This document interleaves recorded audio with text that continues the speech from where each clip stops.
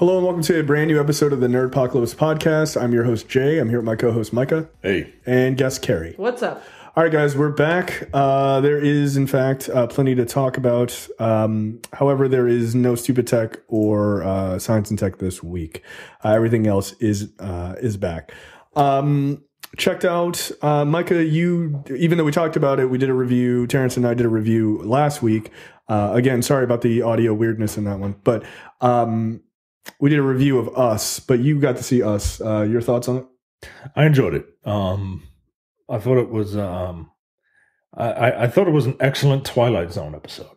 Yeah. Mm-hmm. And which makes sense given that he's going to be show running the Twilight Zone. Exactly. Yeah, he's perfect for it. I enjoyed the movie very much. I think people were overhyping it a bit. Yeah, I loved it. I thought it was great. I loved it, but like I've seen superlatives laid on this thing, like, you know, and I'm just like, whoa. Do you think people are over analyzing it because Get Out required that level of analyzation? Yeah, I think people wanted another Get Out, and this isn't that by any stretch of the imagination. Which is what he said. Right, and he came out and said it, like, yeah. But no, it was very good.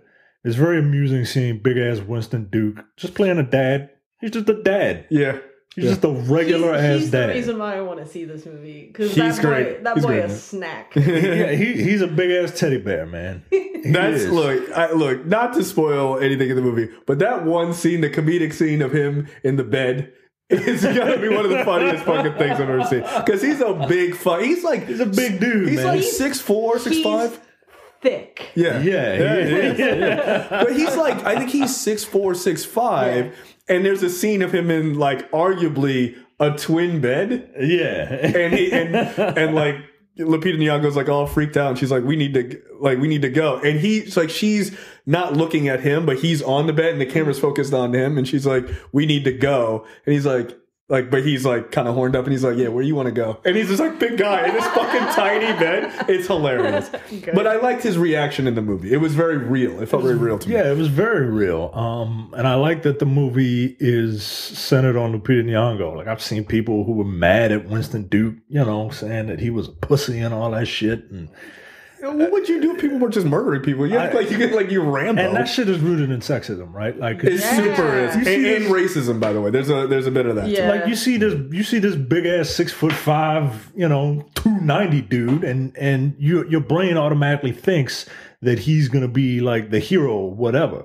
But that's not the case. Like, it's Lupita Nyong'o is the person that drives this movie. Mm-hmm. Yeah, she does. And I think stupid people just couldn't handle it. Yeah. But, which I was fine with. I mean, look, I think Winston Duke is a good actor. I think she's a great actress. Like, I think that's the difference. I mean, and but I mean, I think this is his second movie. Yes. And then I saw people saying that, you know, her Lupita Nyong'o's performance was ableist because of the voice that she was That's affecting. Not, but you're missing the point. You're missing kind of the major point of it. Like, again, I'm going to need people to just shut up. Just shut up. Just shut up. Just shut up. Yeah, it's a really good movie. If you're paying attention, you can kind of guess what's going to happen throughout the movie. Yeah. But it's still a really great movie. So I do call bullshit on,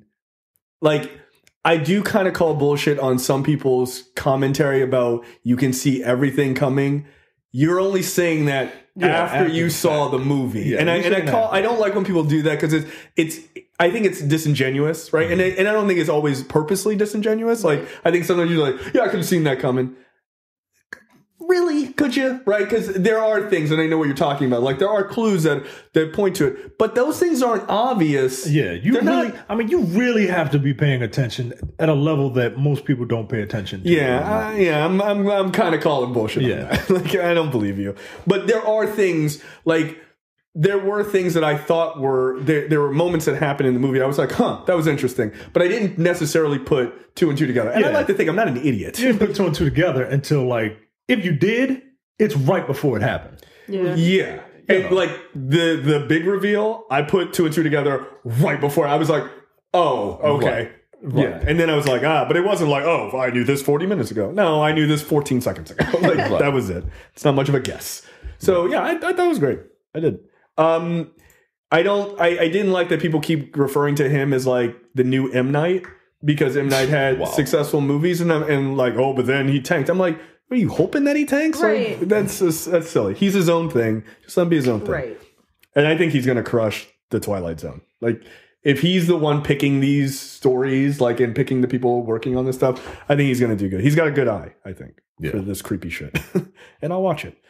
Carrie, you're continuing your love for Brie Larson, and you watched Room. I watched Room because, her Oscar-winning film. Yeah, basically because the second time that I saw Captain Marvel, Brie Larson came out of the screen and yelled, "You're queer" at me for 2 hours, and I was like, God, you're right. I'm really gay. And so I was interested. I knew she had won Best Actress for Room.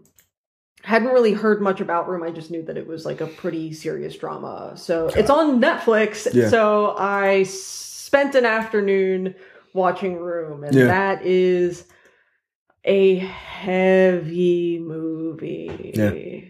Yeah. Did you like it? I liked it a lot. And she's so good. Everyone in that movie is so good. The kid is so good. Jacob Tremblay, I think is his name. Yeah. Mm-hmm.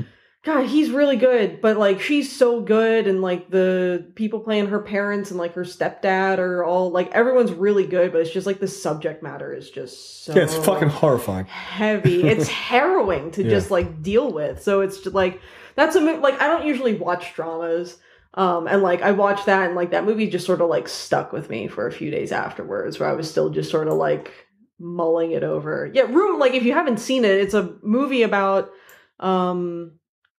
a young woman who had been kidnapped and held in a garden shed for 7 years and raped every single night, basically, for the entire duration of her captivity. And she bore a son, product of rape, and they eventually managed to escape.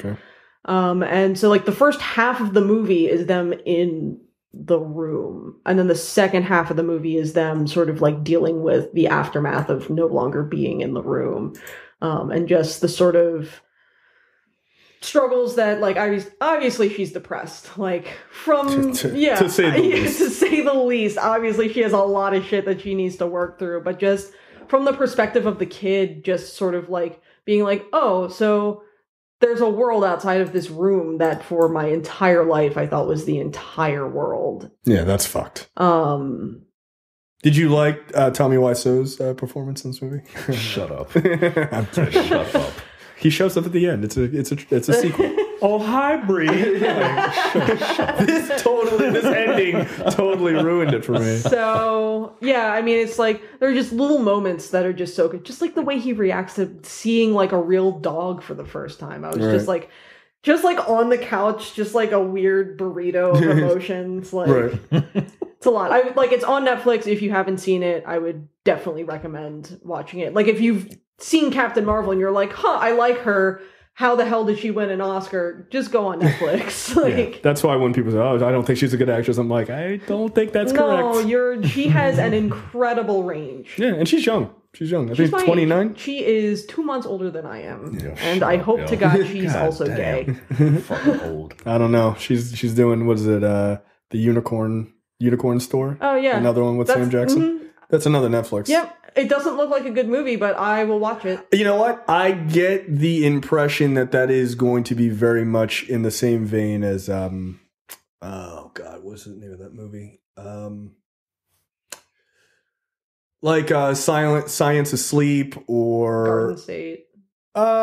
Maybe, but more quite as ham-handed as Garden State. No, Garden State is not a good You heard it here first. I like Garden State. Have you watched it recently? No, because I don't want to ruin the... It sucks. You know what? I will. Dude. Look, here's my thing. I will hear no slander of the Garden State soundtrack. That soundtrack is fucking... It's just the shins. It's not just the shins. It's really good, though. And look, he picked a really good soundtrack. He did. I'm sorry, he did. I'll hear nothing of it. Micah, your thoughts on Triple Threat? Nothing of it. I'll hear nothing of it.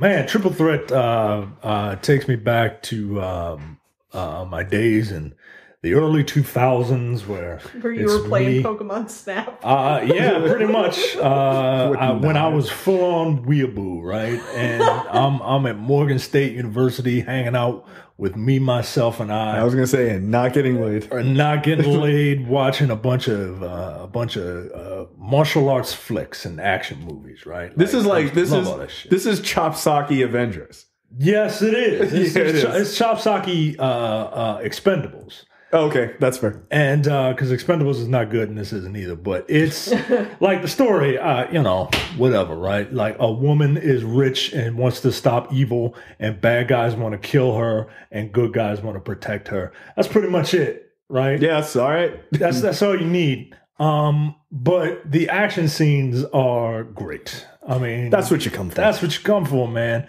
And the action scenes are phenomenal. Look, this is worth a rental. Look, one person shoots someone point blank with a grenade launcher. Yeah, I'll see it. And that person just disintegrates. Like it's wild, man. Is it incredibly violent?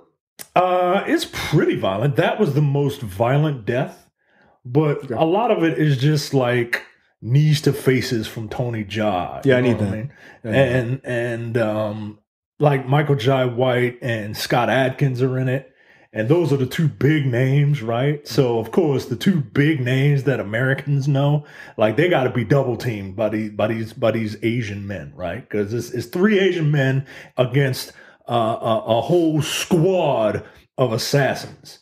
And those Asian men are kicking the shit out of every other person. But when they get to Michael Jai White, nah, he needs to be double teamed. When they get to Scott Adkins, who looks like Ben Affleck's British brother in this movie, yeah, they got to double and triple team his ass. Yeah, those guys are way too big to be so agile. Way too big to be that fast. Yeah, it's ridiculous. It's it's not a good movie, but if you like those type of films, it's worth a rental at least. Yeah, look.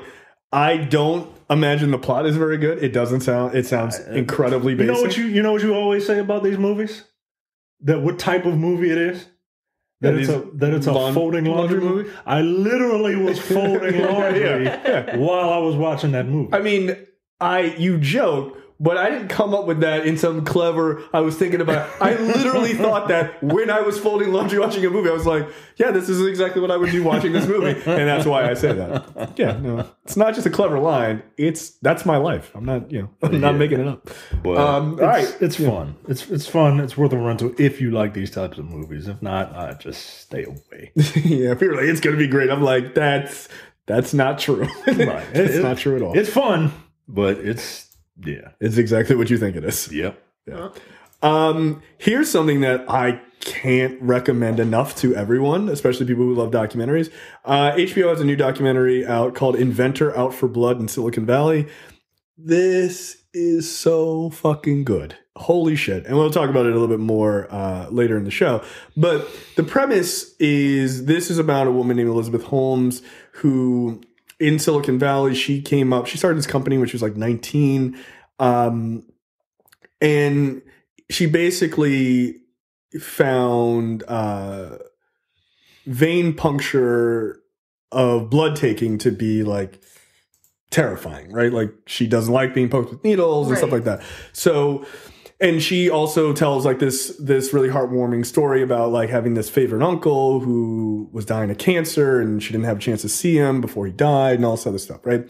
So she ends up starting this company called Theranos, which is a company that does a finger stick to get blood from you in this tiny little vial. Like you'll see pictures of Elizabeth Holmes, she's wearing a black turtleneck like Steve Jobs and everything. She's holding this tiny, tiny, tiny little vial of blood, right? And so from that, they're supposed to do this finger stick, get this little blood, and then put it into this machine that Theranos built called the Edison that does all these like 200 different tests of this blood, right? So it's supposed to make getting blood tests really, really easy. Right. And it's the Silicon Valley company and all this other stuff. Well, it turns out that, one, that machine ain't never work. Like that shit didn't work at all. Like it worked. They said, it does 200 tests. It only worked on like 15 tests. All right. And so she's a massive fraud. And so they were like literally using traditional methods of blood testing by like Siemens and all these other companies' machines that they're trying to put out of business and say are the old ways. Like they're secretly using all this shit. The company was worth $9 billion, which is crazy. But that all would be mildly interesting as a documentary. Right. What makes this interesting is that she never fucking blinks. She just stares with these giant bug eyes, which is creepy. She's a psychopath. Yeah. She's more of a sociopath, right? She's got these crazy big eyes. She's got what I refer to as the leftover straw on a barn floor type hair. Right? Sure. That's what it looks like. Yep. And she sounds like a valley girl, like blah, blah, you know, she has that light voice with a vocal fry, right? Where she kind of has the question mark at the end of every sentence. But she didn't think that she sounded serious enough. So she affects a voice all the time. And it is obvious. And it is fucking crazy. It would be like you suddenly sounding like Terrence, right? I've seen video. It's fucking super odd. You know what you have to do now, right? Yeah, you do. Yeah, you do. Do your best Terrence impression, and I'll tell you how close you come. Thank you for that assist. But she puts on this weird, super weird accent. It's kind of like, hi, I'm from Washington, D.C. It's so fucking strange. Because I saw a video of her with her normal accent, her practicing the fake accent. It's fucking bizarre. So she's just talking down here. Yeah, dude. Look. I will find a fucking video of her. And look, I'm telling you, you're closer than you think. Like, it's crazy. It's super crazy. Her voice is bizarre. It's like the kind of voice where, like, you're getting a phone call from someone who you don't want to talk to, and you're like, new number. Right. Who's this? Okay, so let me see. All right, so let's see if I can play this. It was a stunning fall from grace. All right, hold on. Single drop. We're learning more of the blood that traditionally have to be drawn from an arm. It turns out it may have been all an act. Wow. Yeah, that's not her real voice, dude. It's fucking crazy. Like, no, it's obvious drawn that from an arm, where you're just trying to make sure that there's new methods that's not drawn for your arm, just through the fingers. It's so creepy, dude. It's so creepy. But her general creep factor makes the story that much more interesting. Also, she convinced some of the most powerful men on the planet to back her. And she was a fucking huckster. She had on her board Henry Kissinger, another former Secretary of State, Bill Clinton brought her out for shit, Joe Biden, the Obama administration. Like, there were all these people. She was on fucking video calls with Brazil, with Mark Zuckerberg and the guys from Google. Like, somehow no one figured out that this machine didn't fucking work. And it's crazy, just the like fake it till you make it sort of story. Right. It's wild. And now she's possibly going to serve 20 years in prison. So yeah, like the rise and fall is fascinating. It's a great documentary, and I'm listening to a pod. Too bad that like her machine's bullshit, because I have teeny tiny little veins, and but they have to stick me like a goddamn porcupine to draw my blood. Yeah, it's funny because the documentary does these like up close moments. It's like one or two times that they do it, and I'm like, could you not? Could you not? Like I don't have a problem being stuck with a needle, but like this is really gross. It's like slow motion, like, I hate that. Like, that's gross. Yeah, but it's a fascinating story. It's really, really good. So they're making a movie out of it, but cool. We'll talk about that later. But yeah, I highly recommend it. I truly do. It's on HBO right now. Nice. Called Inventor, Out for Blood in Silicon Valley. So the other one, Carrie and I did sat down, and Carrie gave a review of Dumbo, which is out in theaters by the time you hear this. It is okay. So look forward to that breakdown. You know what? Here's before we move on. You know what I saw this last week that I would recommend everyone go out to see if they have the opportunity? Yes. Kiss. I saw Kiss in concert last week, and they're Nice. touring through the end of the year, and they're fucking great. Kiss is better than Dumbo. Is that your? Kiss is absolutely better than Dumbo. Okay, that's fair. I'd be more likely to see a Kiss in concert than Dumbo in theaters, if I'm being honest. Yeah. And I'm black, so just saying. Kiss is not I'm just saying. a black act. I know that's that. what I'm saying. Yeah. Like, That's how little I saw I'm interested. Kiss in Uniondale, New York, and I do not think I saw a single black person there. I don't even know what Uniondale, New York is. Never heard of it. Long Island. Oh, hell no. No. Get out of here. Knock it off. You know where Terrence is from? Yeah, I know he's from Long Island. And he's from the same town, or he's from He's the from town. Bill O'Reilly, Long Island, right? Yeah, he's Wasn't from the that his town name? over from Bill O'Reilly because they wouldn't let black people live in Bill O'Reilly's town. Oh, okay. Like that's literally true. Yeah. Like Levington, New York. Like it was literally like white America. So yeah, that's a true story. Sad. All right, lightning round this week. Micah, do you want to take the lightning round stories? Yeah, I don't trust this website. I don't either. We got this covered. Do you? Yeah, this is a website that finds any reason to shit on Captain Marvel. Oh, is it fuck one that. of those? Okay, we're not doing this story then. Nope. Yeah. All So right. and I don't trust it. So All right, we're gonna skip we that got story. this covered. All right. Next. Next up, Angelina Jolie in talks to star in the Eternals. It's aiming to be one of Marvel Cinematic Universe's most interesting projects going into Phase 4. It will introduce the Cosmic Group, and Angelina is apparently in talks. What say you? I don't know anything about the Eternals. I'm sorry. I don't really know anything about the Eternals. I feel like Angelina Jolie gets sort of a bad rap. Like, I feel like she's a fine actress. She's She is. traditionally been in mediocre roles. Didn't she win an Oscar? I feel like she did. She probably did. Yeah, I believe she did. Keep going. It's just the role that I think most recently she was like the star of was Maleficent. And I thought Maleficent was a pretty solid movie. It suffered mostly from writing, but she was really good in that movie. Her cheekbones in that movie could also Yeah, that carve was. meat. Like, Yeah, no, that picture of her, like, it was kind of stunning. yeah. Yeah, she didn't win an Oscar for Girl Interrupted, Best Supporting Actress. Okay. Yeah, I mean, she's a fine actress. If Marvel wants to cast her in the Eternals, that's fine. I have no real emotional attachment to the Eternals, and I think, cool. She's kind of hot. Make her a hot space mom. I just wish she would stop getting so skinny. She is very thin. Yeah, I'm like, my heart is solidly in those Laura Croft days. Like I was more than okay with Angelina. Thick thighs save lives. Yeah, man. I was more than happy with that. I was like, you're doing it good. I like these games. Look, Angelina Jolie being in the MCU, that's fine. I don't think it's worth people saying that she's getting a starring role, because it's been kind of made clear from a number of outlets that the starring role is going to be a gay male lead. So, but there's like 5 or 6 Eternals, right? So she's going to be in the film. They're not going to just relegate her to the side, I'm sure.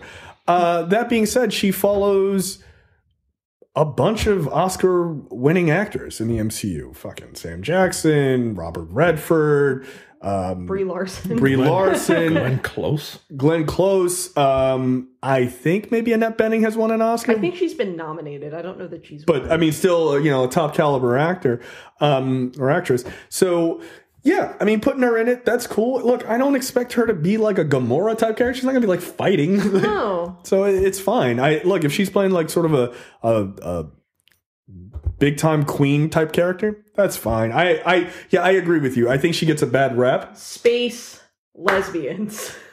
Yeah. Okay. I would see that. Yeah. It doesn't even have to be in the MCU, really. I mean, it could be on Pornhub, as far as I'm concerned.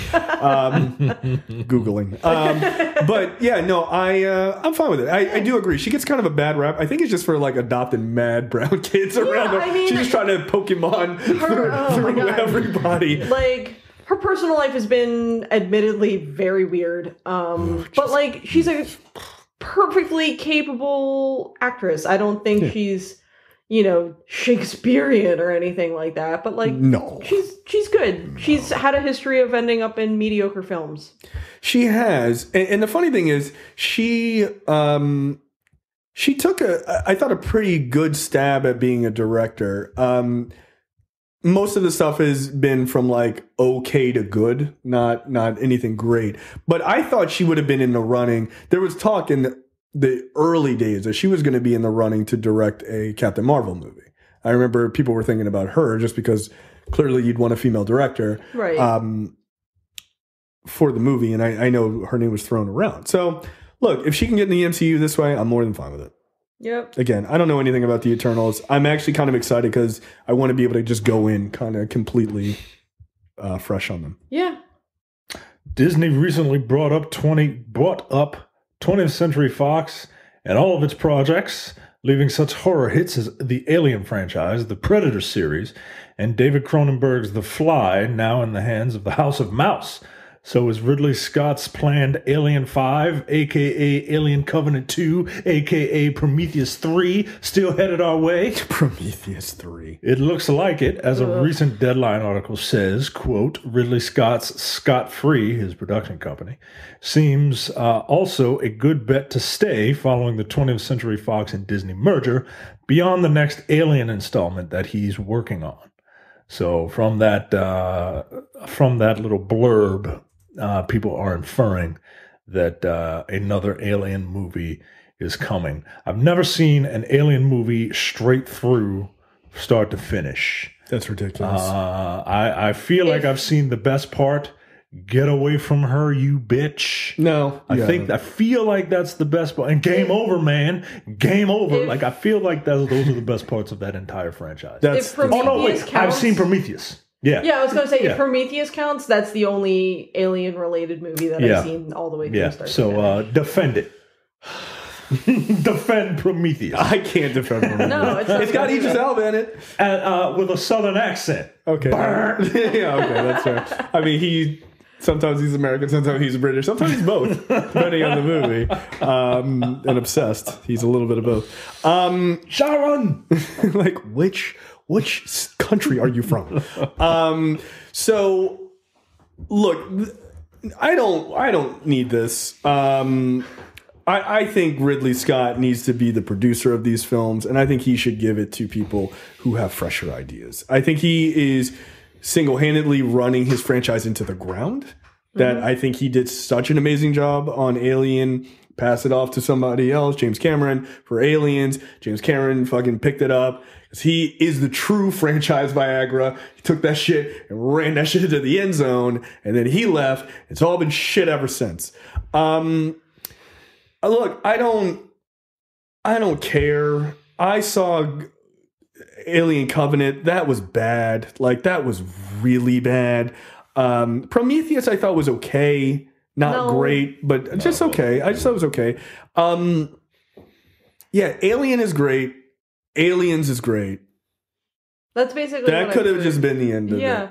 But I think if you got some fresh blood in there and didn't just let Ridley you're too old. You're too stuck in your goddamn ways. And look, I'm old. I'm stuck in my ways. I get it. I am throwing a stone in a giant glass house. That's why I'm saying sometimes you got to bring in some young blood to give this franchise a fresh start. Carrie can come in and do it. My only other exposure to the Alien franchise is in the middle of the great movie ride at the late great movie ride at Disney's Hollywood Studios at Walt Disney World in Orlando, Florida. The Queen pops out, doesn't it? No, so it's like it's a slow moving tram ride into the movies, and at one point your car gets hijacked by like a gangster oh boy. or a cowboy. And on the way away from like the bank shootout or whatever, they like drive into the next scene, and it's like the whatever the hell ship from the thing, and it's like you see what's her name? I can't even. I'm blanking. Oh, Sigourney Weaver. Yeah, you see Sigourney Weaver like in like a bad animatronic of Sigourney Weaver, like holding the flamethrower, being like, ugh. And then like the alien like pops out at you from the ceiling and it just goes like, meh. This is the worst experience of the Alien franchise ever. This is still somehow better than Micah's experience. Well, you know what? When the first time I wrote that, I was like 4. That scared the shit out of me when I was 4. I can imagine. Yeah.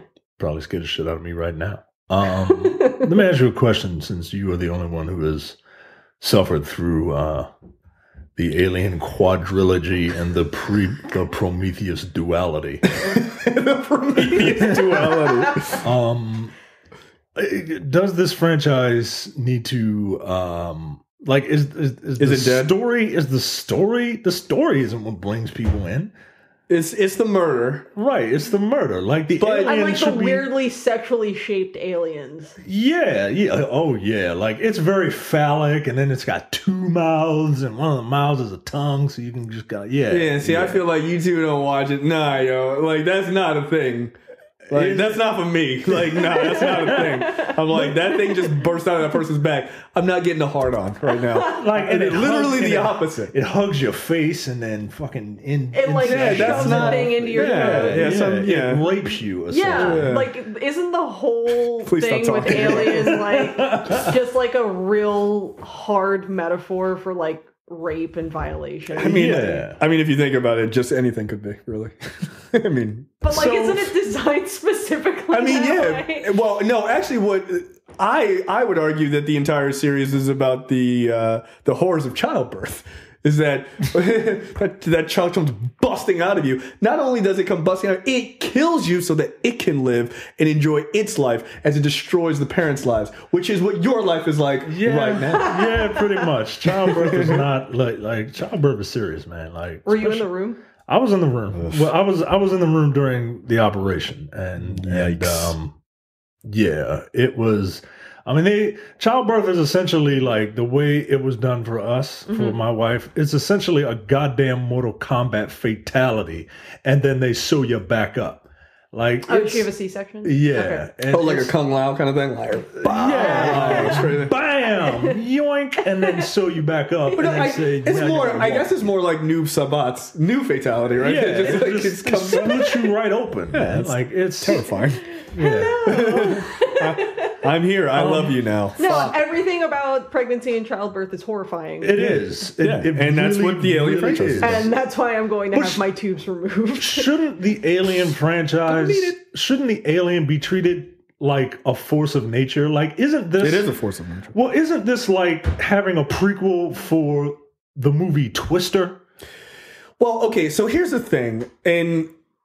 Well, they retconned them into having been a biological weapon, right? That's what Prometheus but nobody cares about that, right? That's where Ridley is fucked up, right? This is like the idea of giving too much away about like where the Joker comes from, right? Like the idea we'll get that later this year, right? But there's some interesting things with that because like they're kind of playing it as like, maybe he isn't really the Joker. Maybe he's just like kind of taking on that persona. Like, you know what I mean? So they're kind of playing it a little different, which is interesting. But the Alien franchise, the thing is, what makes it interesting is that it shows up in Alien and it just wrecks shit. Like, and then it gets killed and that's the end of the movie. And there is no where did it come from? What's the mystery behind it? Patton also has a great joke about like meeting George Lucas right before the prequels came out, and he's like, "Hey, do you like Star Wars?" And he's like, "Yeah, I love Star Wars. It's great." And he's like, "Do you like Darth Vader?" He's like, "Yeah, Darth Vader's awesome. He's so cool." He's like, "Well, in this one, in the new one, you're gonna get to see him as a kid." Like, what? Yeah. Like, I don't give a shit about the things. I don't care about where the things I love came from. I only care about the things I love. So. That's the problem. They dug too far back. What they should have done is they should have gone forward, right? Yeah. Like, that's where the franchise works, and that's where it's interesting. I mean, basically, it does have a finite story because at the end of the day, all the stories are they encounter this alien organism, it gets inside someone, that births a fucking alien, and then it kills everyone on board. stop leaving the planet. Like, just stop. So that is ultimately the problem. Is it is only a one-trick pony. Like, it really is.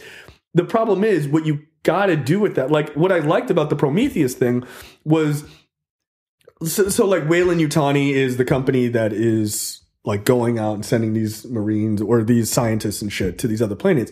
What Prometheus was doing was sending these people to this planet. They had never heard of the aliens or anything. And they're just like, oh, well, this is interesting. And then shit pops off. But that's a way to reboot the franchise. That's not a way to continue the franchise. Right. Because then they like, okay, now they go to another planet. And then kind of the same thing fucking happens again. And it's like, stop leaving the fucking planets. They're dangerous. They're like walking around with no helmets and stepping on like random vegetation. It gets spores in them. And then they fucking goop in their face and just be like, I wonder what's going to happen now. They're like, they've just got like fucking safari hats on. They're like, I wonder what's going to happen. Like, yo, this is not good. No. So I don't want to say that the franchise has reached its logical conclusion. I just think you got to give it to somebody who's got some better ideas. Yeah. Ridley Scott's idea is the same idea that he had in Alien. It's just on a different planet. It's the same. And I understand his, like, the engineers and stuff. That was kind of interesting. But then it was like, but again, you want to see Darth Vader as a kid? No, I want to see Darth Vader. Like, I don't care about I don't care about fucking Anakin. I don't want to see who built the suit. Oh, it's so interesting. It's not. It's not particularly interesting. So, yeah, that's the problem. That's really the problem. Because I like space horror. Like Life. I think Life was really good. Remember Life? Yeah. I really that movie was fucking terrifying, dude. Yeah, man. That really bothered me. I really like that movie. To my core. I did not. Nope. What if they just put the alien like in different situations, like Predator versus Predator 2? Predator 2 is just Predator in L.A. Yeah. What if they do that with the alien? Well, I mean, Alien 3 was on a prison colony. Space? Yeah, space prison colony. So yeah, like they've tried that, and I think they should try it again. Yeah. But when you have a one-trick pony, you got to do that trick in different places. Yeah, location is the most important thing. But going to a desolate planet multiple times, or I mean, Prometheus was on a desolate planet. Covenant was on a desolate planet. Like, it's the same thing over and over again. Yeah, yeah. And when something is falling like this, and you're running away from it, you might want to do a lateral. No. So that you don't. No, that's not how it works. That was stupid. No, that's not how it works. Fucking dumbass. I was like, go to the right. Go to the right. Go to the right. Oh, you're dead. Sidestep it. God damn. I don't think anyone expected iconoclastic German director Werner Herzog to be playing a swashbuckling hero in the upcoming live-action Star Wars TV show, The Mandalorian. But in a new interview, Herzog himself has shed the tiniest bit of light on a role in the new Disney Plus series. And yes, he will be playing a villain.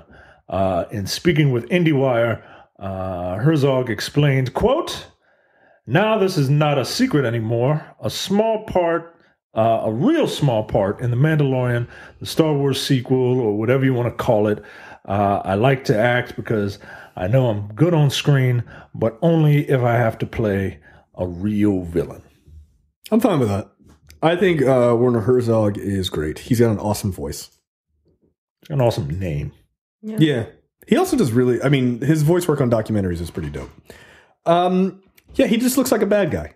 So, yep, that's fine. He's a salty old German.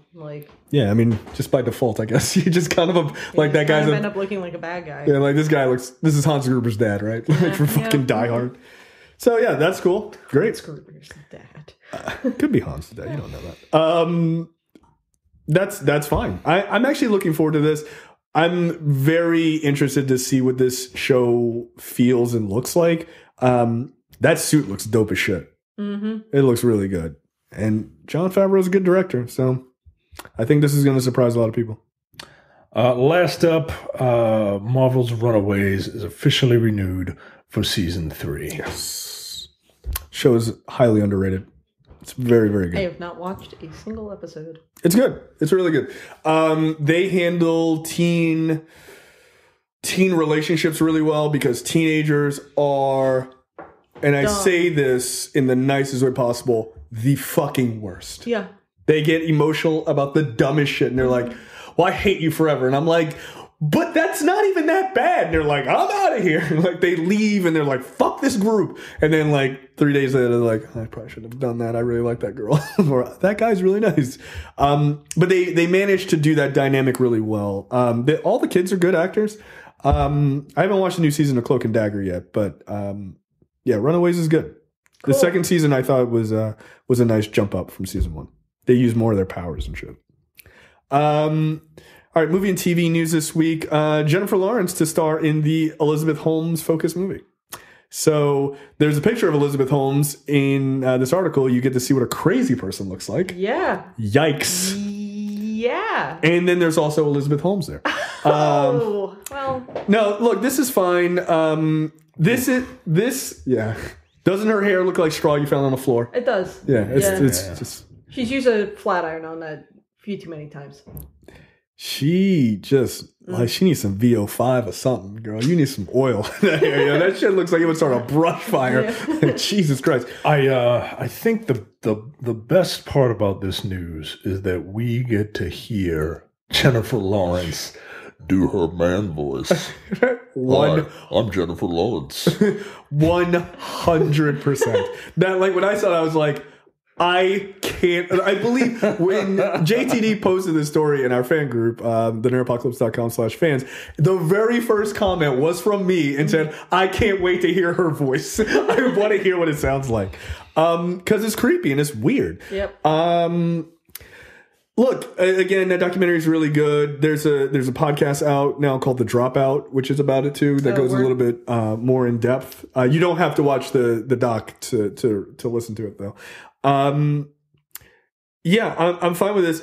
Also, Jennifer Lawrence, this may be her greatest role. I've never been interested in anything that she's ever done. I am totally interested to see this. I think Jennifer Lawrence is, again, like, sort of like Angelina Jolie in the fact that, like, she's a fine actress. She's just done some dumb roles. I don't think she's a bad actress.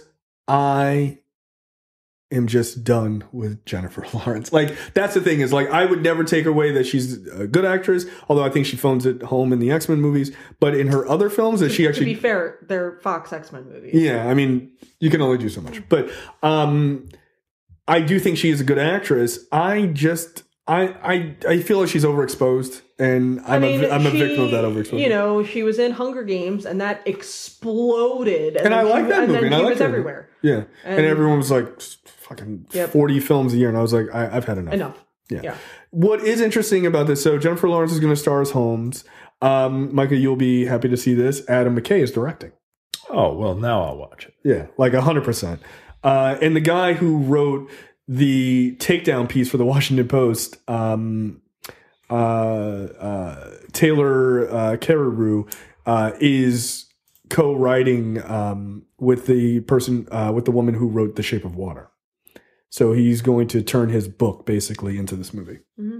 So yeah, all right, rock and roll. I will see it. It's supposed to have a budget of $40 to $50 million.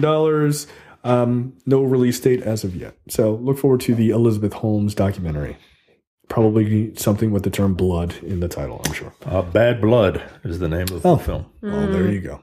That was easy. I'm super excited about this. Look, I am a Shakespeare fan. I can admit that. But more importantly, I'm a Macbeth fan. I love Macbeth. It's so good. I will watch any adaptation of Macbeth, and I have seen many. Some better than others. But Joel Cohen of the Coen brothers, one half of the Coen brothers, is going to direct a Macbeth film starring Denzel Washington and Frances McDormand. And I am going to watch the fuck out of this movie. Holy shit. That is awesome. Of course, Denzel Washington will be playing Macbeth, and Frances McDormand will be playing his wife, Lady Macbeth. This is going to be distributed by A24 Films. Again, damn. Down the ballot of something I will watch. Absolutely. A Coen brother, Denzel Washington, Frances McDormand. A24 movie about Macbeth. I hope that they just call this Jay's favorite movie ever, because that's what it will be. For people who don't know, the classic play is about a power-hungry Scottish lord named Macbeth, and his scheming wife, Lady Macbeth, who plot to seize the crown and take over Scotland. He's Scottish. He's not from North New York. Well, here's the thing. So Macbeth has been done in a traditional way, and it's also been done like a modern takes. Yeah. Right. So considering it's Joel Cohen, my guess is, and it's Denzel Washington, and I don't see Denzel Washington doing a Scottish accent because Denzel Washington does nothing but a Brooklyn accent. That's what he does. Whether you want it or not, you're getting Brooklyn Denzel.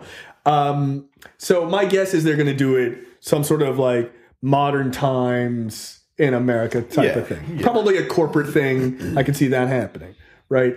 That is awesome. I like that idea. You know, Orson Welles did a rendition in 48, which I haven't seen, but I would like to see that. Roman Polanski did one in 1971, and the author of this article says Polanski's adaptation is my personal favorite take on the material. It is also mine. And the funny thing is, I didn't know it was Roman Polanski when I saw it, because I saw it in high school from one class that we did, and I was like, this was fucking awesome. And then later on, I was like, this is by Roman Polanski. Wah, wah. Interestingly enough, produced by Hugh Hefner, it has gratuitous nudity for no reason. That's how you know. Yeah, he produced it. Hey, you know what? It was Shakespeare, and I am pretty sure back in his day there was gratuitous nudity everywhere. Yeah. So Hugh Hefner's like, I'll produce it. It wasn't gratuitous. It was just everyday. It was Tuesday. It was a Tuesday nudity. But look, I don't see Polanski films because I think he's a horrible person. That being said, Roman Polanski's version is fucking awesome. And it's got some of the most realistic sword fighting I've ever seen. The last battle, because it's just two dudes in armor swinging fucking broadswords, and they're heavy, and it's not like some fancy thing. It's just like two, just like it is so realistic to how fighting really was back then. There was not this all fancy bullshit that you see in movies now. It was brutal. Two dudes barely able to get their swords off the ground. I mean, like, literally that's it. And then Macbeth dies in a fucking brutal fucking way, and it is awesome. So if you're cool with watching Roman Polanski movies, I think you can probably find it on YouTube. But it's definitely worth your watch if you like Macbeth. There was also a Macbeth rendition maybe like 4 years ago, or no, 2015. Yes, 4 years ago. Starring Michael Fassbender and Marion Cotillard. That one was pretty good, not great. Fucking Fassbender put his all into that. Like, he was really, really good as Macbeth. The only problem is it's super fucking Scottish. So it is hard to hear the lines. Like, their accents are thick as fuck. I'm like, rewind that. Like, because you miss a lot just because it's in Shakespearean style speech. Also, they have heavy accents. So it's basically watch it with subtitles on. Yeah. But it's very, very good. Like, the last scene with like this fire raging and shit was just fucking beautiful. It was absolutely tremendous. So yeah, look for this. I'm excited about this. I'm really excited. I want to hear more about what space they put this in. It would be kind of funny if they were just like, no, it's in Scotland in like 1492. Fuck it. His black ass is just Scottish now. But I would just love for him to not try to do a Scottish accent, just his straight accent. Like, okay. But I like that Denzel's getting back into Shakespeare. That's dope. Because he did Shakespeare before. Much Ado About Nothing. I think my wife saw him in a play in New York, and I think it was a Shakespearean play. I'll have to go back, and she still has the playbill because, she met Denzel Washington. Yeah, in 93, he was in Much Ado About Nothing. Kenneth Branagh directed it. Mm-hmm. Yeah, which is, by the way, it's pretty good. I'm not a huge fan of that story, but it's sort of like a romantic comedy. So yeah, check out Macbeth when that comes out if you like that sort of thing. Look, if you've never seen Macbeth and this is a modern take, I would highly recommend it because it's a great story. God. This is such a... God, just go away. Just go away. Zack Snyder finally reveals his original plans for the Justice League movie. Oh, boy. Here you go. Let's take a walk down to old Stupidville. Is this guy a psychopath? I feel like I used to really root for him, but I feel like he needs to just go the fuck away at this point. Because he keeps spurring these people on, there's a Snyder cut, there's a Snyder cut. Can you just come out and be like, there's not a Snyder cut? Just come out and say that, dude. Here's the thing, just come out and say it. Him actually releasing the details of what he had planned on doing here confirms there isn't a fucking Snyder cut. Because none of this shit was shot. Yeah. So the only way that people are getting a Snyder cut of Justice League just reading this. is, one, basically just reading this, or two, if someone were to go back and shoot the shit that was in the original screenplay. Yeah. Which got cut for obvious fucking reasons. Yeah. Like talking about the anti-life equation. Well, here, we're going to go through it, because some of the shit is pretty wild. Look, I'll give him this. He was going deep into comic lore to pull this story, right? Like, that all is valid. You can't build a Justice League on this. No. This is movie 21, 23, and so and so. This is Endgame. Don't do Darkseid the first time that you're... That's way too big. No. But this should have been their Endgame. Like, this would make sense. Speaking of Darkseid, though, I did recently read the Mr. Miracle graphic novel, the collected edition. Oh, wow. Even going back to Moore's books, or the ones after the most recent one, that 12-issue run. Yeah. Shit's fucked. Yeah, that book is pretty crazy. It's nuts. Like, it's collected, like, it was a 12-issue run. That's it. That's all. Who wrote that one? I forget. I feel like I should know this because that's part of my job. You failed. Yeah. Tom King. Okay. Yeah, I hear the Moore one is even fucking crazier. Yeah. I don't like the artwork. It's The bothersome. artwork in this is super good. Like, it's all over the place. It deals with mental health and all this other stuff. Yeah. Just as far as, like, Mr. Miracle himself, just, like, watching all of this crazy shit happen and, like, just trying to be a guy. And, yeah. Well, even more stuff was dealing with, like there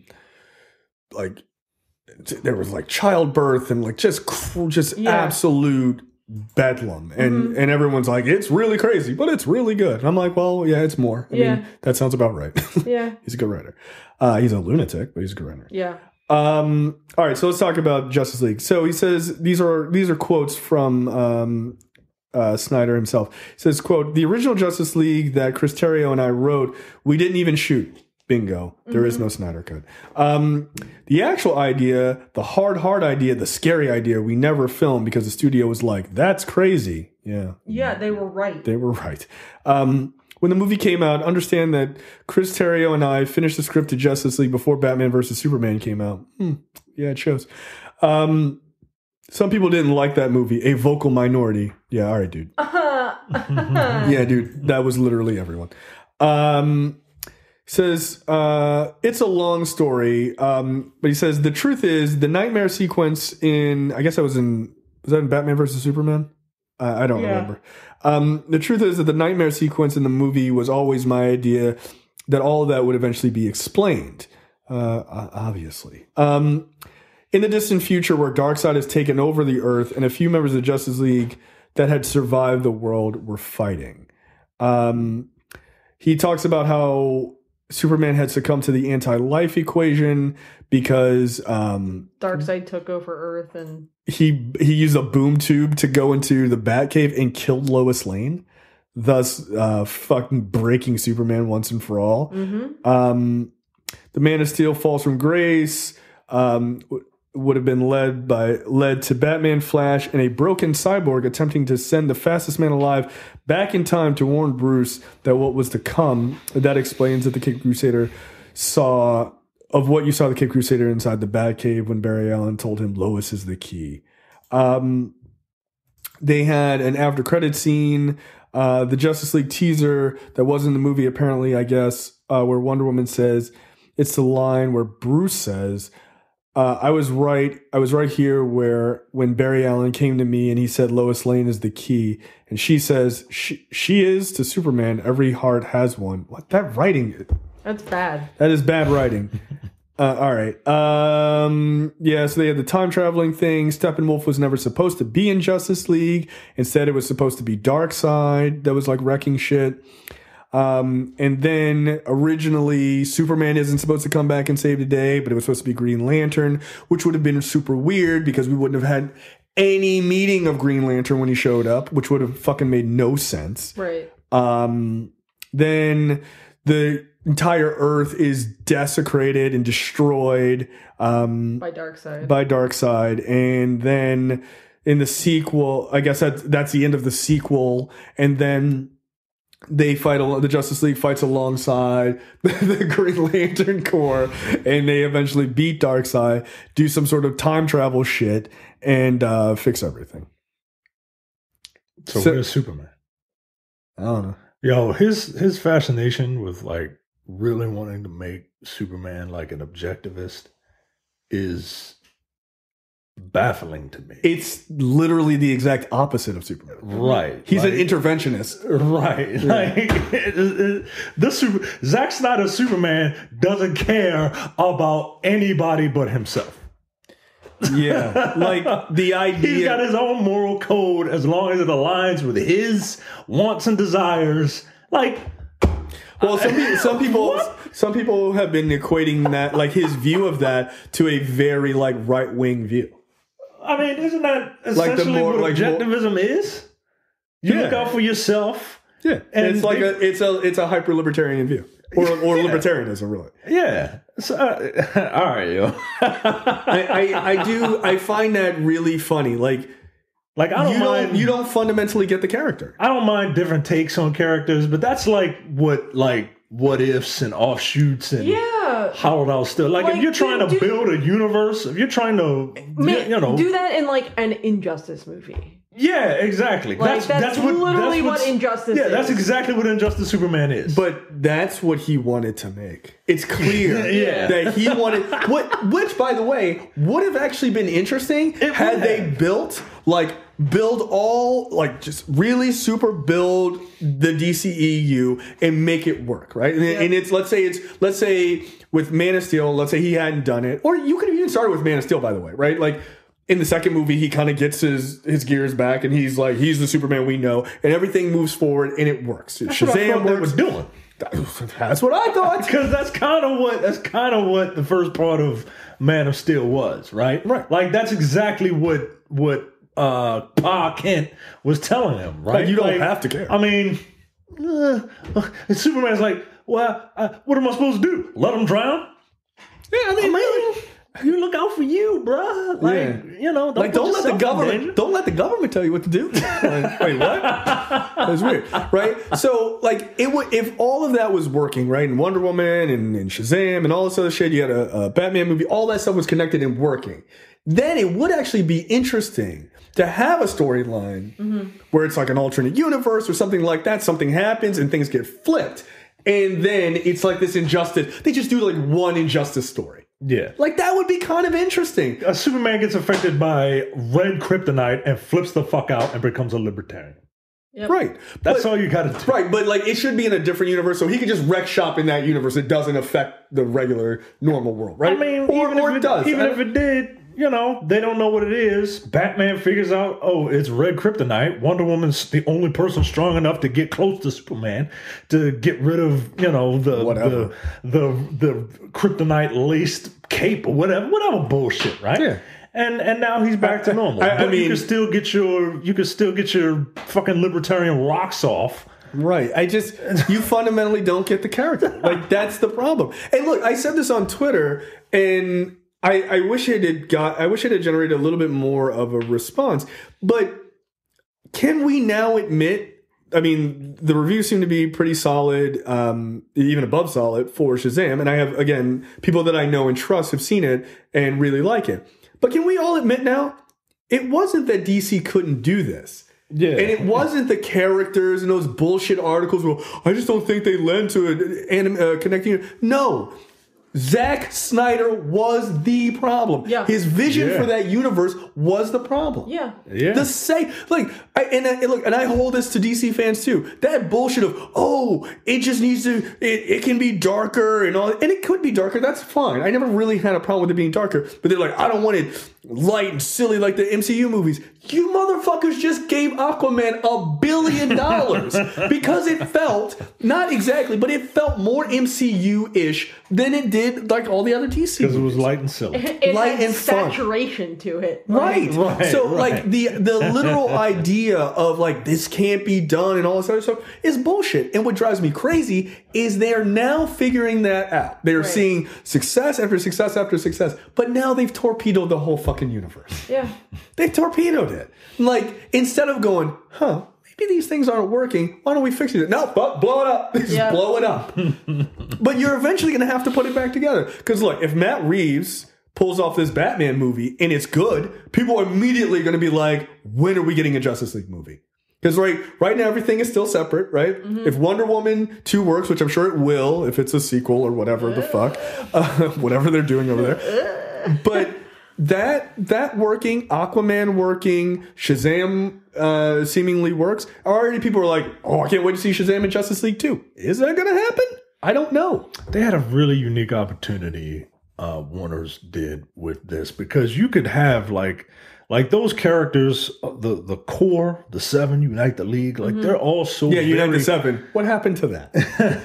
They're all so very different from one another that they're different movies. Their movies could be very, very different, right? Yeah. But and then seeing that even more so than the Marvel movies, actually. Yeah, because if there's one complaint that everybody has with the Marvel movies is that they kind of feel a little samey, right? They kind of hit the same beats because they got a formula. They know, what's what works. They have that one trick and they put it in different locations, right? Yeah, right. Exactly. Look, that's what they do. Lady Space Cop, American Flag Cop, like the Tech Cop. Like, exactly. I mean, they're all the same. Exactly. But you could have your dude bro Aquaman, who in subsequent viewings is not as bad as I originally. Some of that dialogue still gets. Some of that dialogue. Some of the dialogue is not good. But it's not as bad but as like Dude Bro Aquaman, and then you've got Dude Bro Aquaman, boy man superhero. Yeah. Batman. You can still have your dark brooding Batman. That's what I never understand. Why did you focus the dark shit on everything else? You have a character who's super dark. Like and you got badass with a heart of gold Wonder Woman. And you could literally, even if you wanted to make your weird fucking, objectivist Superman, you could. But bring all those together would have made a really interesting movie. Yeah. With really interesting dynamics between everyone. Yes, and absolutely. Plus, you add some of the secondary Justice League characters. Like, imagine what they could have done with like a Martian Manhunter movie. You could have gone super dark with Martian Manhunter. Yeah, his whole fucking planet just destroyed, man. Yeah. He hates. Come on, man. There are, and the thing is, I'm wondering now that Sujihara is leaving or is gone. I think he's leaving. I'm wondering if somebody picks up, like notices, like, it's working now. It's working now. Shazam is working. Like you said, you've got Shazam. This is the time. Okay, shit is working. Cool. Everybody's really happy. Cool. Got a couple wins in a row. Great. Things are awesome. This is the time that you do Green Lantern. Yeah. Bring Green Lantern in, because now look, you're getting ready to see Marvel go 100% cosmic. This can now work. Yeah. It has been proven. Get a good fucking lead. Should have been Chris Pine a number of years ago, but whatever. Oh. But that ship has sailed. Get a good lead for that and make a story that you give a shit about. Make a story you give a shit. If you're going to do the Green Lantern Corps, then do it. Fucking stop waiting on all this bullshit and do the damn stories. But make them great. Make them fun. Look, Aquaman, it's got plenty of problems, but god damn it, was it not fun. It was fun. Mm-hmm. Yeah. Like, again, some of that dialogue, I'm like, let's calm down. I could have just peed on it. I'm like, he should have had just an empty course can to smash against his head at any given time. But it was fucking fun. It was fun. So Snyder's vision is the problem. It's not even Snyder as a director. It is his vision for that universe that was the problem. They tried to make Snyder, who is a visual director, they tried to make him a Kevin Feige. He isn't. He's not. He's just not. And that's not a slam on him. Like, stop letting him co-write shit. Stop letting him be the architect for that universe. Fine. I don't understand how you don't have Jeff Johns as the fucking architect of that universe. Yeah. How? You're putting him in all these roles.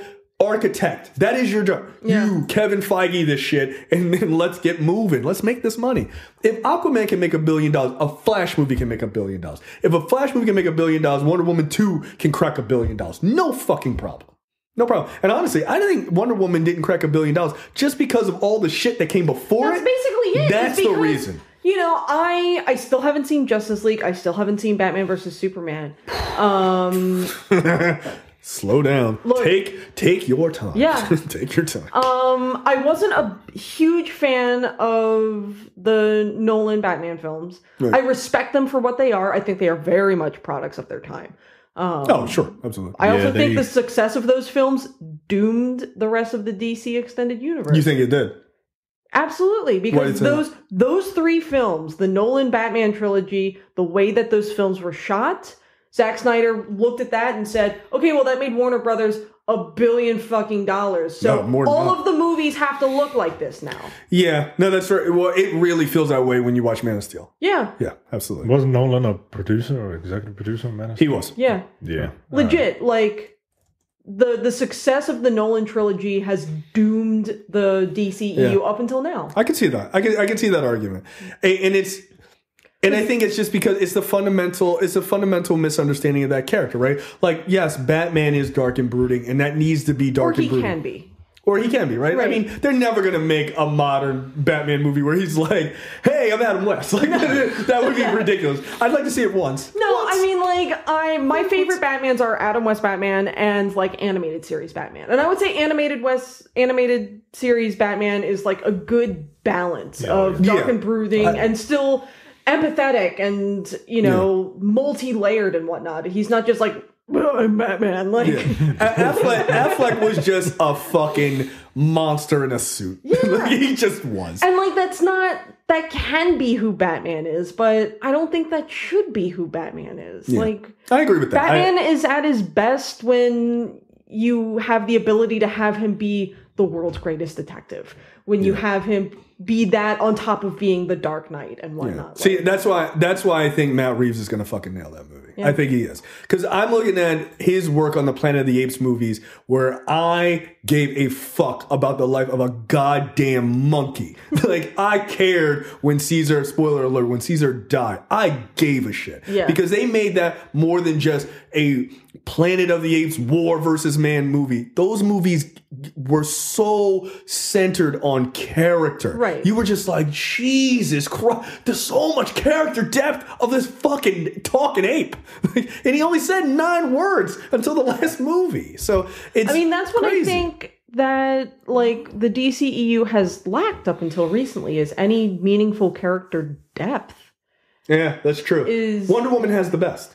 Yeah, I would argue. and like even still, like on a repeat watch of the first one, which I still love a lot, but like, and I hate to do the comparison, but it's like you compare Wonder Woman in that movie, who's basically a little lamb who needs a big strong man to hold her hand into World War I, and then like she comes into herself and she's like, I'm gonna kick wholesale ass. Like, cool.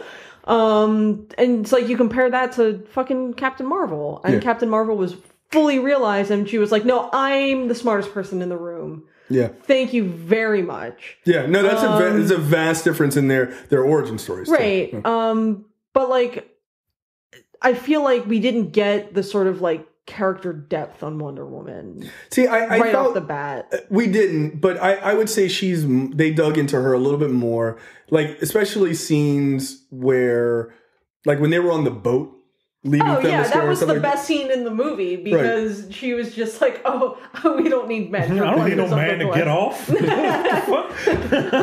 on an island with 250 other hot babes. You think I need a dick? No. Yeah, like they work out and just have hot abs all day. They're fine. They don't need you. But no, but I thought those were moments of like her, like them digging into her as a person. Moments in those movies. And I think those were the better parts. But it's like you didn't get that in really any of the other movies until you got to like Aquaman, and like even though it was a little, it went below the surface a little bit, like, but not much, right? So like that is.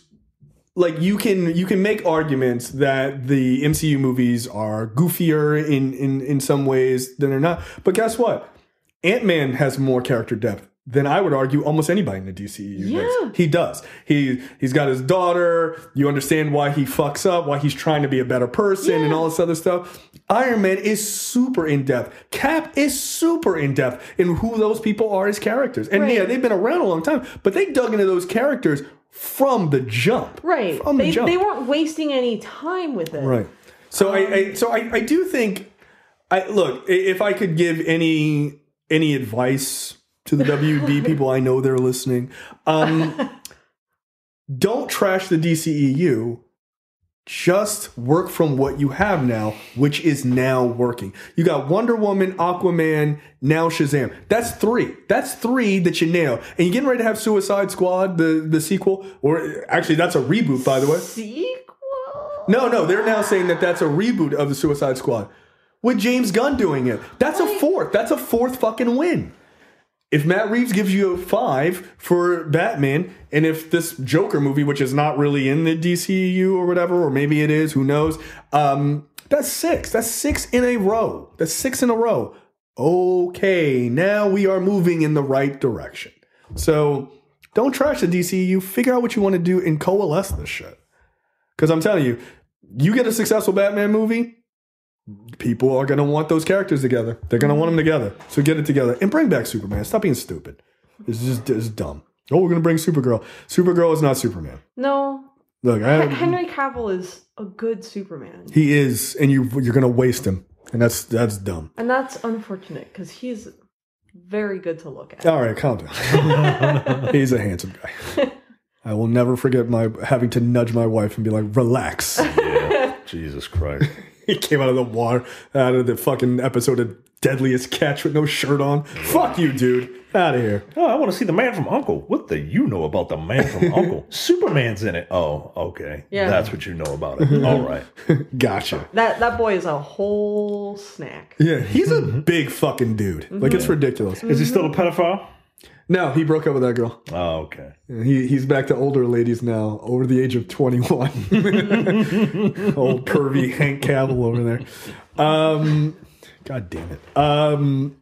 Apple announces a streaming service featuring heavyweights like Steven Spielberg, hypocrite, and J.J. Abrams. What the fuck? Spielberg, are you fucking kidding me? That shit. Steven Spielberg. Right, Steven Spielberg introduced it. All right, yo. He's in the video. You, he's the guy in the video. We literally just had a conversation about him saying how shitty. 3 weeks ago. 3 fucking weeks ago. Now the argument is, but he's not making movies. He's making television shows, so it's fine. My issue is with the art. That is my issue. I don't care about the commercial shit. My issue is with the art. And you cannot stand there and say that this does not deserve to be recognized for its art at the same time that you are financially benefiting from the rivals of the people that you just criticized. That is obnoxious. Come on, man. Yeah, Steven Spielberg. Peak obnoxious. Yeah, it really. Yeah, I was like, what? That's some white man ass shit if I've ever seen. I can't believe this. I'm gonna use my power to stop it. Oh, I'm getting paid. Yeah, no. Apple, what's up, guys? I'll do it. Like, come on, man. Boo? Yeah, no. Come on, man. No. God damn. Like, you didn't even wait like 2 months. Maybe like if they came to be like, look, I'll produce a show. It's but like if you could just fucking weeks. Look, even if they came down there like, Mr. Spielberg, we love your work, you're amazing, yada yada. Fucking, Dick Flute Solo. And so he's like, yeah, no, I'll do it. But see, I don't want to be a giant hypocrite. So if you could just like put my name out on the list, I don't really want to be in the production video. But in our reality, he was like, I'll do it. I'll be the guy who introduces the thing, even though I shit on this entire platform 2 weeks ago. So yeah, they're doing this. They have people like Steven Spielberg, Jason Momoa, Steve Carell, Jennifer Aniston, Reese Witherspoon, Alfred Woodard, Sarah Bareilles, Oprah Winfrey, J.J. Abrams, and even Big Bird are all working on things. Big Bird? Yeah, I guess there's going to be some sort of Sesame Street thing on there. Or maybe he's doing his own film. Or she. I don't know what Big Bird is. But they're all doing projects on Apple TV Plus. In classic Apple form, they did not reveal the price. How much do you think it's going to be? $15 a month. I'm saying 20 because it's Apple. I'm leaning towards 20. Yeah, you're probably right. You're probably right. Here's the thing. I will not be paying for that is correct. Yeah. I don't care. No, I'm not getting another streaming service. No. Not until Disney. Yeah. You're not taking my money. You're not taking my Disney money. I'm getting that Disney streaming service. Mm-hmm. Yeah. Does Apple TV have The Mandalorian? I don't think so. No. Does it have the Marvel shows? No. That mouse bought my soul a long time ago. Yeah. No, it's fine. Yeah. No. Fuck Apple. Fuck Steven Spielberg. Yeah. But we'll talk more about old Steven Spielberg later. But yeah, I mean, look, some people are like, this is going to fail. No, it's not. Okay? No. It is not going to fail. People who have an Apple TV right now will likely buy a new Apple TV and they will get Apple TV Plus and get all of this shit. But I will not be one of them. But I look forward to hearing about these shows. And I'm very curious to see what kind of content will be on Apple TV Plus. Alfre Woodard, I believe, and Jason Momoa are in a series together where they're like playing people like in the future or something, some like sort of future action kind of thing. So who knows? Alfre Woodard has been getting her fucking life on streaming, by the way. God damn. Yeah, she's having a renaissance, man. Yeah, I mean, god damn. She was in Civil War. She was the villain in the Luke Cage series. She has that new movie Juanita on Netflix, and now this. Yeah, she is like tearing it up, man. Alfre Woodard's a good actress. I like her a lot. So I'm glad to see She's going to be in The Lion King. Oh, there you go. Don't play a monkey. That's all I ask. No, she's I think she's Mufasa's wife in The Lion King. Okay, all right, cool. As long as she's not Rafiki, I don't have a problem with that. Black people should not play monkeys in any form, ever. Yeah, or crows. I'm having an issue right now where one of my son's favorite things to keep him distracted is a monkey. No, and you shouldn't have bought that. I really don't like that. No, you just burn that. Here's your first lesson. No monkeys in this house. Shit's racist. But I'm a baby. Yeah, well, babies got to learn shit too. Out of here. Knock it off. So CinemaCon is going on right now, or is about to start. And the big rage is about exhibitors and versus streaming, right? So this goes back to Steven Spielberg's point, which is one of the big arguments is that these films on the streaming services are only doing very limited short runs in the theater, but then they're being considered for Oscars and things like that, which is Steven Spielberg's problem. They think that's unfair because traditional Hollywood studios run their movies in cinemas for 90 days before they're available on home entertainment. Roma was only, I think, in theaters for like 2 weeks, in a very limited amount of screenings. And also so was The Ballad of Buster Scruggs. And now they're doing, and now they're doing a number of other films that they only want to have a limited amount of time.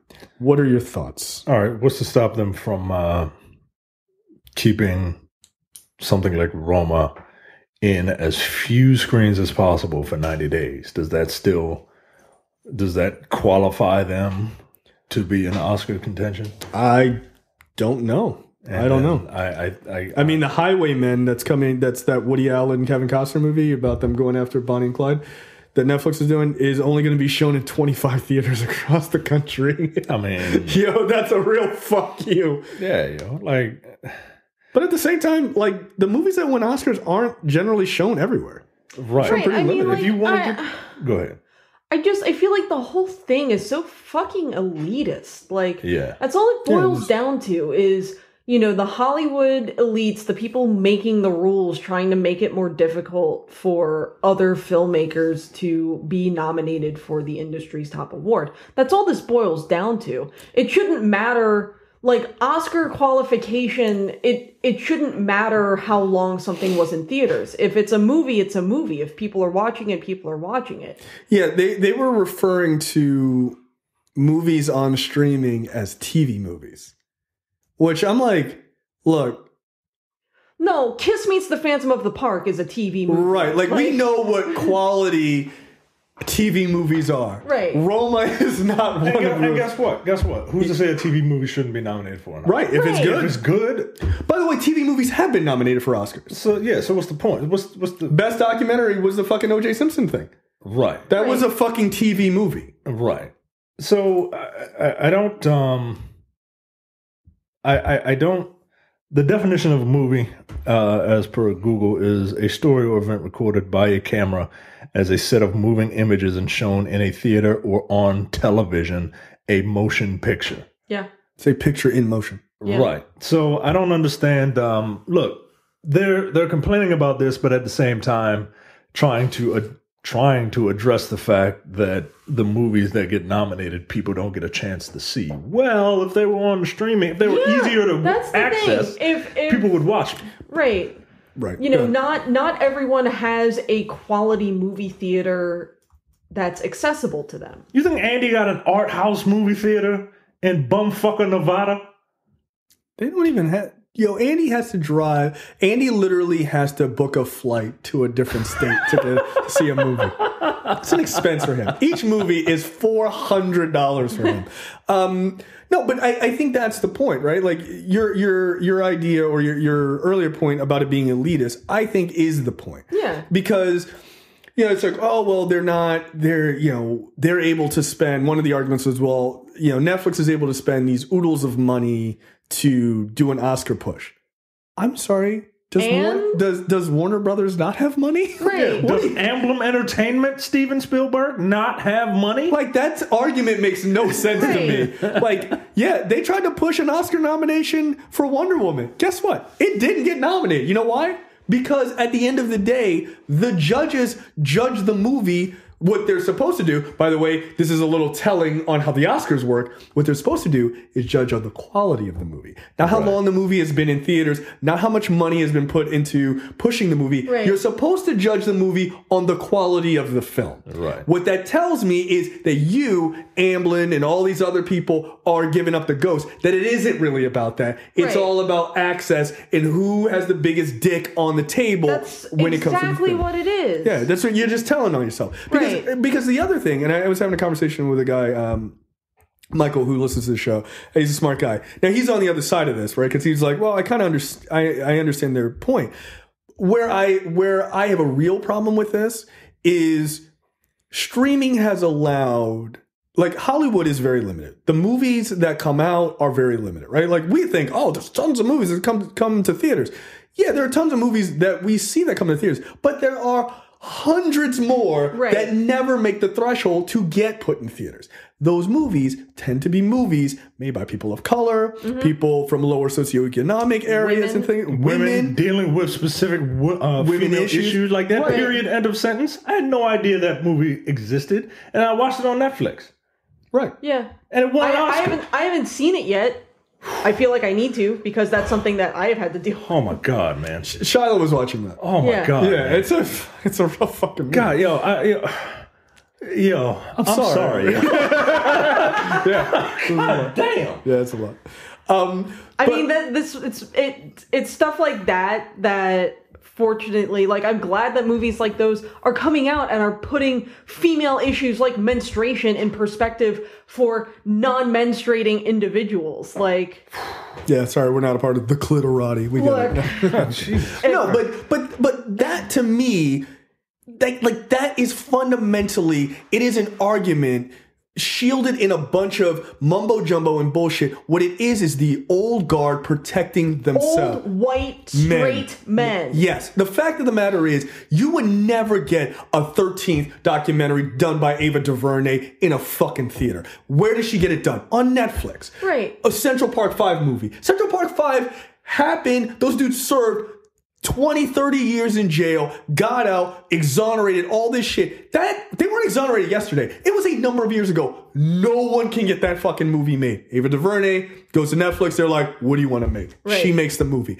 People of color, women, all these groups, LGBT folks, they are getting these movies made on the cheap or not even necessarily on the cheap, but they're getting distributed on the cheap because that audience is there. Right. And the fact of the matter is, representation matters. Yes. And old straight white men like Steven Spielberg and stuff like that, these guys don't want to give up that position of power. No, they don't. They don't want to share the fucking pie. No, They've had 90% of the pie their entire fucking lives. Maybe more than that. Yeah. Their entire fucking lives. And even though they don't need all those fucking calories, the idea of sharing that with someone who is not white, straight, male. Yeah, or I would even say, I would even take that out of it, right? Because someone would go, oh, well, that's not true. Take that out of it, even though I think that's 100% what it is. Right. Take that out. Just people who make the movies they care about. Right. That's it, right?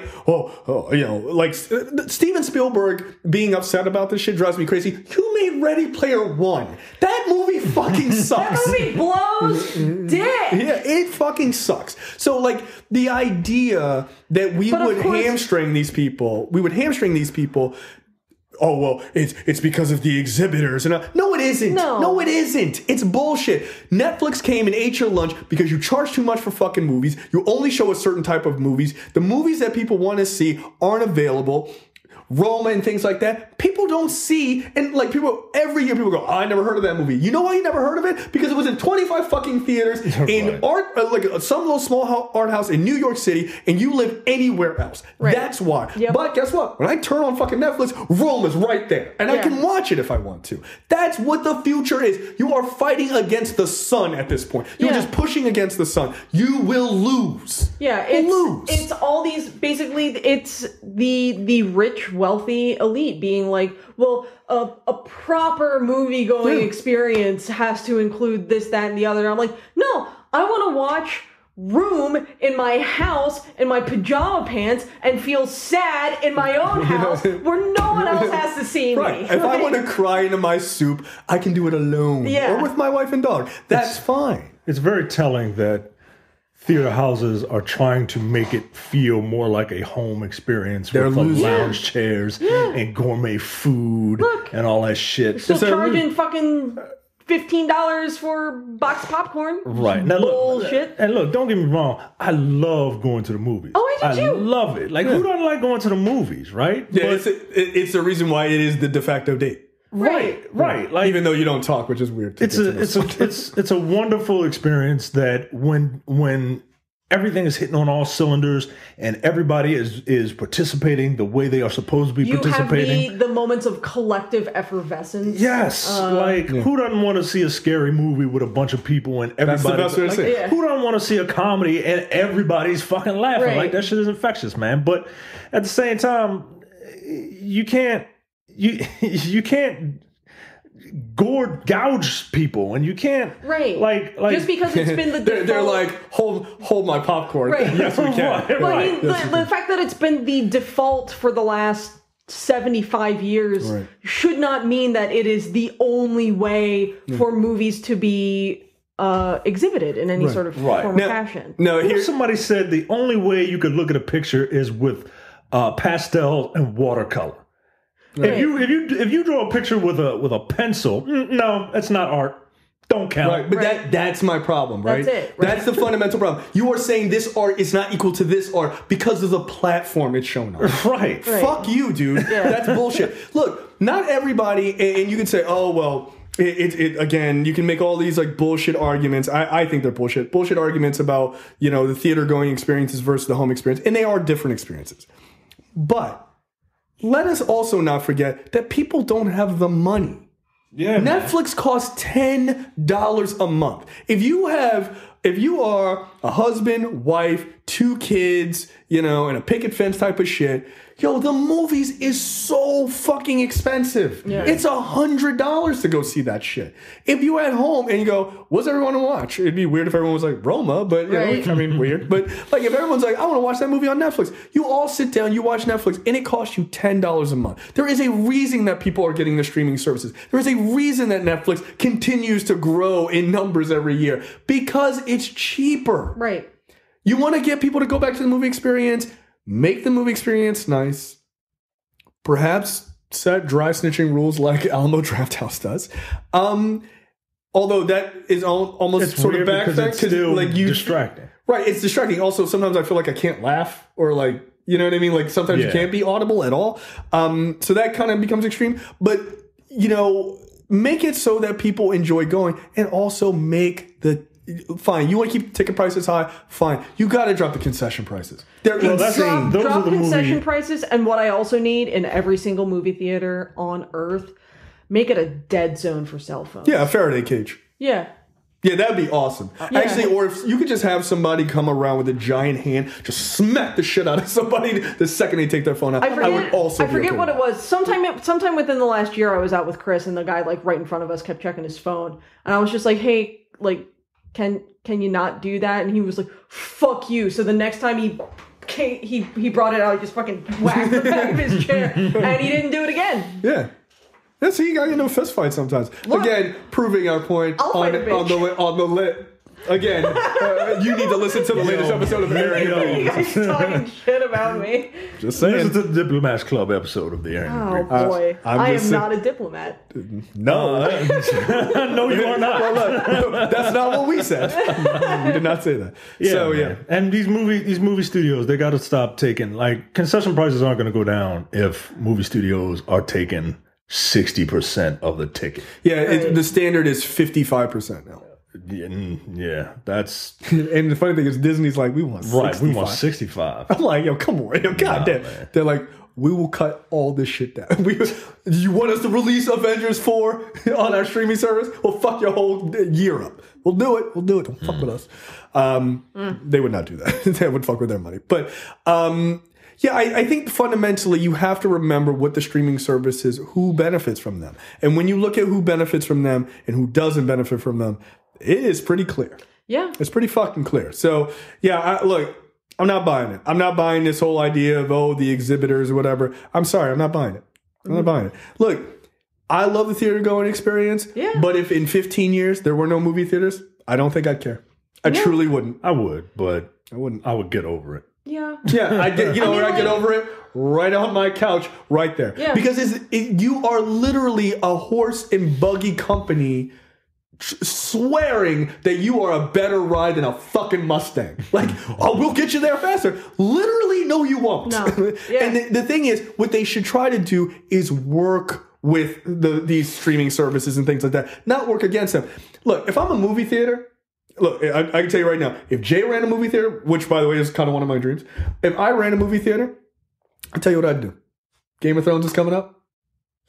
Yeah, that's how you get people in. Look, that last episode.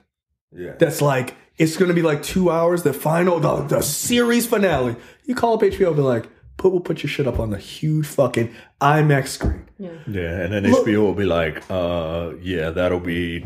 Oh, no, they're going to make you pay for it. They're going to make you pay for it. But if I'm HBO, I do that too, by the way. Right? I set that up with like some of the big theaters. You think about it. Game of Thrones is already epic. They shoot these fucking crazy battles and all this other shit. You wouldn't see that. You wouldn't see the series finale sitting in the theater. I would. I mean, fuck yes, dude. Here's the thing. I would, man. Do a theme and all. I absolutely would go. To go off of that a bit, like you look at Fathom Events, which does like a lot of the anime screeners and whatnot. Like, seeing Dragon Ball Super in the actual theater with a bunch of other fucking nerds, and I am 100% the only white person in the room, and that's okay. Black people love Dragon Ball. Black people love Dragon Ball. You're like, wow, this is different. Look, this is not a Kiss concert. This is also Owings Mills, so that's to be expected. Oh yeah. You were the blackest theater on earth. But yeah. Dude, stuff like that, like seeing anime in theaters, like I wish I'm glad that a lot of companies have started to do that, because I will absolutely pay fucking $10, $12 to see Super Broly in theaters or see the new Pokemon movie in theaters and whatnot, because I enjoy the experience of being there. Right. Yeah, I mean, and it's... Again, there are things you can do to work with these companies. But this idea that you're going to kill streaming or some shit, no, you're not. No, you're not. No, they're going to kill you. Yeah. You will die. You will die a horrible, horrible death way before Netflix does. Mm-hmm. Way before. Yeah, it's okay. Yep. Oh, or what's going to end up happening? Netflix will be like, "Oh, we're not nominated for any Oscars. All right," and does not give a fuck. Yep. Then what? Yeah, and then you lose everything, and then it just Netflix isn't going to stop making movies. Like they're not going to stop producing movies just because you don't want them to be nominated for Oscars. Right. Like what is the end goal here? Is the end goal like to I don't run? want you to have a statue. Nah. Right, like I understand that it does something for actors to have that, but for Netflix, they don't really do that much. Right. I don't see a massive uptick in their numbers because Netflix had a movie that won an Oscar. They'd be like, okay, Right. you just get to put it on the little thing like Oscar award. They'll do what everyone does, and they'll try. People will try to find the movie. Oh, this one Best Picture. Let me go check it out. Mm-hmm. That's it. And look how convenient and easy it is on Netflix. Like it just the end goal is you're just pissing off the competition to push even harder against you. Yep. I don't really understand it. But again, there have been many organizations and people and ideas that have refused to work with people of the future, and they have died. Hey, movie theaters, call up Blockbuster. Maybe you can find out where they are right now. There's one left. Mm-hmm. And it was in Captain Marvel. Yeah. She came crashed through the fucking ceiling. All right, question of the week. Micah, take it away. Netflix revealed that they are adding more interactive shows like Black Mirror Bandersnatch this year. Does this feel like a short-lived gimmick, or does the present or does this present a future of far more interactive television? No, I'm not. Yeah, sorry. Lisa says, this better be a gimmick. Ooh. I didn't come here to work. I came here to be entertained. I like the add-on. Oh, she did write Snap's fingers. Okay, no, that was her attitude. All right, gotcha. I thought you were adding that, but apparently not. Now give me the story I want. Lance says, gimmick. People will get bored of this after a while. I'm a little inclined to agree with him. Stefan, I think. I should know how to pronounce your name because you post a lot. Stefan Urkel. As it is now, a gimmick. If they make the content more like an actual choose-your-own adventure book where each choice leads to a different outcome, it could be successful. It could be a successful subgenre. Anthony says, it's a fad like all the natural disaster movies a while back. Cam says... Aren't they still making those? Yeah, everybody likes a good end of the world movie. Yeah, Godzilla or King of Monsters. Isn't that one pretty much one of those? Like next month? I mean, that's not a natural disaster. No, those things are real. Mothra is real. Yeah, absolutely. Absolutely real. Godzilla. Cam, who is basically Godzilla, says it's basically the new 3D in VR. Yeah, he just shows up and ruins everything. That's right. That's pretty good to think of on the top of my head. Not bad. Just another thing that could be super cool, but will likely be over as quickly as it popped up. Gaston says, I think it's trying to be a new thing, but it'll fail because it's basically competing with video games, which already do interactivity way better. The ultimate conclusion of this interactive media would basically be a point-and-click adventure where you make every decision, and gaming has been doing that for decades. I mean, I'm inclined to agree with you, but at the same time, like, there are still people who are afraid of video games. And they will never touch a point-and-click adventure, which that's crazy. My cousin Lisa says interactive is a stepping stone for new television experiences. When 3D came back into vogue, there were some truly innovative films using the technology, but you also had retrofitted 3D, and it was shit. I just one correction to that. I wouldn't say it was shit. It is shit. Yeah, it's still there, and it sucks. I don't know why people pay to see retrofitted 3D. I mean, they don't know, but if you do know, don't pay for that. It's a waste of time. Leonardo says, it's going to be a weird future, and I don't really want to be a part of it. Brandon says, I like it. I watch a lot of stuff on iPad, and it works great for this kind of thing as long as it doesn't get overused. Rashawn says, I love the idea of them doing more of this because it reminds me of a Telltale live-action video game or similar to live-action Hitman. Okay, I like that idea. Brian says, I think for now it's gimmicky. I don't feel like a compelling story and characters could be done from this method.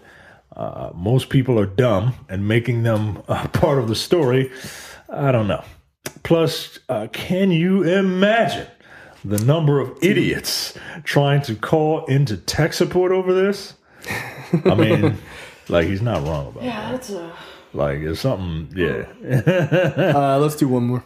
I only got 4 more. Okay, cool. Michael says it's about to be the Xbox Connect of Netflix. Oh. Damn. Trey says it's a short-lived. TV. Trey says it's a short-lived gimmick, like when theaters used to show stuff like this in the 90s, but you didn't know how Capcom made one called Fox Hunt. Spoiler alert: Christopher Lloyd couldn't stop it from sucking. Oh. Amir says it's a short-lived gimmick for the most part. When people watch Netflix, they're either being lazy or binging a show or banging it out. And finally, Jason says... These are not incorrect. Finally, Jason says, I think it's the future, if not oversaturated. That Black Mirror Bandersnatch was trippy, and I really enjoyed it. And, of course, making you pay attention to what you're watching, which most people don't really do when they watch TV, because they're usually because we're usually on our phones. I mean, we always talk about an immersive experience, and when they give it to us, we like it at first, and then we just want to go back to being lazy, which defeats the purpose of watching the future of TV. I hope there is more like this, in my personal opinion. Okay. I think that this interactive TV stuff or this sort of point and click kind of thing, I think it could work, but I think it could work with characters you know. Like I could totally see this working for like a superhero thing. Yeah. Like a Batman, like one of my favorite choose your own adventure books when I was a kid was a Batman book. Like I could totally see that idea because you're already familiar with the characters. Like Right. You know the universe. You know you sort of have an idea of the I'm trying universe. to think like of the choose your own adventure books that I read when I was a kid. There was like a couple Goosebumps. Yeah, like ones. if it's built in a universe that you know or have some idea about, I think you could probably get into it a little bit easier. Babysitters Club, I think they did one. Wow. Did it have Chris Evans in that one too?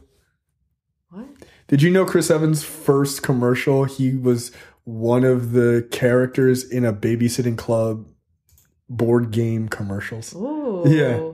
Yeah. No, I think I do. Yeah. No. Yeah. He was like Tyler, the surfer guy. The Babysitters Club, yeah. Yeah. I don't think that was a Babysitters Club game. I think that was just like Mystery Phone or something. Oh, else something like that, yeah. But that's how he got his start. From that to Captain America, a direct line. I'd like to think. All right, What the Fuck brought to you by JTD. Micah, take it away. Constipated pensioner's bowels nearly explode from a buildup of feces after he didn't go to the toilet for a week. An elderly man's bowels almost exploded because he was so constipated. The unnamed patient, 80 from, guess. Okay. China. Somewhere in South America. Kerry is the closest with Taiwan. Closest without going over. He was found collapsed in his room by a family member. He was taken to the hospital where he confessed to doctors that he has not been able to defecate for an entire week. The elderly man's bowels almost exploded. There's a picture of it. Medics took a scan of it and found a 30-centimeter piece of hardened feces that built up in his stomach. Jesus. Surgeons at Chung Ho Memorial Hospital in Taiwan reportedly had to cut out the foot-long section of his bowel because of the accumulation. How does it harden like that? I do not know. The man had a temperature of 102 degrees. Eat some spinach, Yo, my man. just like give that dude a fucking like cheesy beefarito. just make him go to Taco Bell and just keep eating until it all blows right out of his ass. It'll work eventually. That is hard. That's kind of horrifying. Like that means that guy wasn't shitting normally, like At all. at all for like For a long time. For a long time, yeah. Like, nah, dude. If I don't shit one day, that is a problem. Yeah. Yo, you just gotta eat some yogurt. Gotta Yeah, have a yogurt every day. Yep. It's good for you. Get Yeah, those that's good, disgusting. those good poops. Yeah, that is pretty fucking gross. Yep. All right, Carrie, you're up. Speaking of gross. A small batch honey producer in Oita Prefecture, Japan, recently sparked controversy online after it was reported that it sells a product aptly called honey with hornets, which actually contain a giant dead hornet suspended in the sweet liquid. No. So basically, they sell jars of honey that have a big Did you hornet. did you say where it was? It's in Japan. Oh. Yeah, I forgot to add. That's the new thing that we're adding to that is where are these insane stores saying? Okay, sorry. Yeah, no worries. Yeah.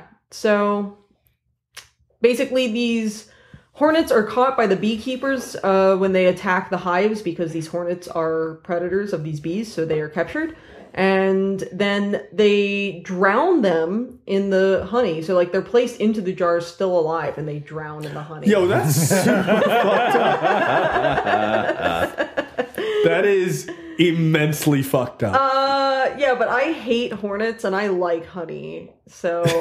You just to drink the blood of your enemies? I hope that hornet secretes some, like, death ray. They say the honey producer claims that apart from the decorative aspect, the dead hornet's essences and extracts leak into the honey, making it healthier and more delicious.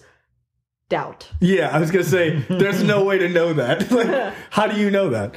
No, they just don't like hornets, so they're just like, fuck these hornets. Be careful when handling it. The wasp may be dead, but the stinger can still hurt you. Honey with hornets can be ordered online for a price of about $11. Well, that's not bad. No. That's not bad. You trying it? Yeah, I would try it. Yeah, I'd try it. definitely. You want to try it? No, I want my honey to come in that little bear. That's what I want my honey to All come. right, I'll pour it with the hornet right into the little bear. I would get like a little water cracker and get some like good goat cheese and get some honey on top. Mm-hmm. Yeah, all right, there you go. Have your little hornet honey. Do you only get the honey in a bear? You fucking giant child. Yes. Look, what's wrong with the honey in the bear? Honey.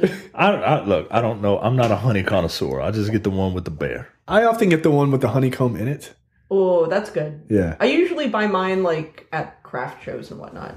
I like to buy local. Yeah. Well, you actually should because Yeah. it's good for people with allergies. Yeah. Yeah. See, did you know that? I don't have allergies. If you buy local honey I'm because perfect. it's Yeah. Because I'm perfect. because people, because the bees are pollinating the local flowers. Yes. So it's honey made from local flowers. So if you ingest that, it's better for you and your immune system when it comes time for spring allergies. I'll have to tell Of my which I wife. have many. Does your wife have a bunch of allergies? She has severe allergies, and it is. It's a good thing. Yeah, all right. I'll They have to say, tell her. what is it like? If you do like a spoonful of honey, like once an evening or something, or once a week, I think it is. Of local honey, that can help a lot. I'll have to tell her that. You just mix it into some tea. I like honey a lot. Yeah, or if you just want to get a hornet, expires? just bite its head off. Yeah, And definitely. then just pour some of that honey bear honey right on. There you go. Yep. Disgusting. Yeah, I would order this. How did I end up with a Japan story? because Carrie, you're Japanese. Yeah, I can't imagine Terrence would. He would be like, why would anyone do this? Yo, the fact that they drown the hornets in the honey is one of the most sadistic fucking things I've ever heard. Oh, you want to fly over here? Well, fuck you. We're just going to put you right in the jar. It's fucked up. I like to think they trap them in the jar and then like they Pour just the honey open it. in. Yeah, and they pour it over and it's like, no! That's super fucked up and it sounds hilarious. This sounds like something I would do. All right, before we click on the story, where I will read the title. A man spikes coworkers' drink with LSD because they had negative energy. Florida. Damn, I was about to say that. I would say somewhere in Europe, like the UK or somewhere around there. Carrie is correct. It is not Florida. It is in Missouri. So close. Middle America, Yeah, flyover states, yeah. where they definitely do LSD because what else is there to do in Missouri? Well, I believe Jack said it best that place is a myth and there's just a giant lake there. It's just a bunch of people standing around it. 19-year-old Missourian man admitted to spiking coworkers' drinks with LSD because they were too uptight and they needed to have better energy. Yeah, well, See, this is why I don't drink, yo. Not that I think that someone would spike a drink with LSD. Yeah, you're hanging around the wrong people. If that's a fear. But like I had a friend of mine. He was like, "Man, I just want to get you drunk one day." I'm like, "All right, I'm gonna stop hanging around your ass." Yeah, no, don't do that. You know I don't do that shit. No. Like I don't want to see you drunk actually, because that's a bad day for you. I feel like. Yeah. That's I feel horrible. like you would just be like a big baby, and I don't want to deal with that. He had one hot toddy and damn near fucking I died. passed out. Yeah, because that liquor I was on my ass. yeah, because that liquor hit you, and it was all she fucking wrote. Yeah. That's hilarious. I love that that's the only time you've had alcohol. That's it. So, like, I can tell that this guy is a 19-year-old who doesn't have a lot of experience with hallucinogens, because spiking your friends' drinks with LSD to give them better energy. It will not. It will not do that. No, you're supposed to. When you trip, you should be in a good place and you need down. to be in the right environment, surrounded by the right people. Right. You need to go in with a good mindset. Like, not surprise, you're tripping on LSD. Holy shit, I'm gonna jump out the window and kill myself. 2 employees at the Enterprise Rent-A-Center. oh God, I fucking rent a car office? Needed to be hospitalized last week after reporting symptoms like dizziness, uncontrollable shaking for no apparent reason. Their manager called an ambulance, but also notified the police about the situation after seeing another member of her staff holding a dropper and messing with everyone's drink. Confronted by the officers, the man nonchalantly admitted to spiking his colleagues' drinks with LSD because they had negative energy.